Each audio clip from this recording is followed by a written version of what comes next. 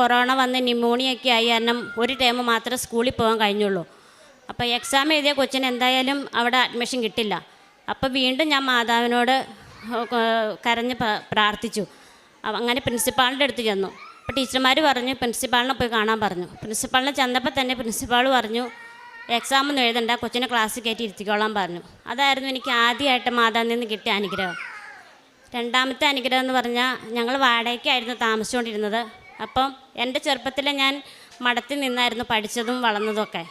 അപ്പം എനിക്ക് രാവിലെ ഈ പാട്ട് കുർബാന കേൾക്കുന്നതൊക്കെ വലിയ ഇഷ്ടമായിരുന്നു. അപ്പം ഞങ്ങൾ താമസിക്കുന്നതിൻ്റെ അടുത്ത് തന്നെ ഒരു മികേൽ മാലാഖയുടെ പള്ളിയുണ്ട്. അപ്പോൾ രാവിലെ അവിടെ നിന്ന് കുർബാനയൊക്കെ കേൾക്കും. അതെനിക്ക് വലിയ ഇഷ്ടമാണ്. എപ്പോഴും എനിക്ക് പോകാൻ പറ്റില്ല, എന്നാലും ഞാൻ കുർബാന കേൾക്കാറുണ്ട്.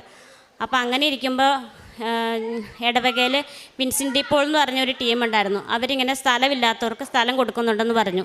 ഞങ്ങളുടെ വാടക വീട്ടിൽ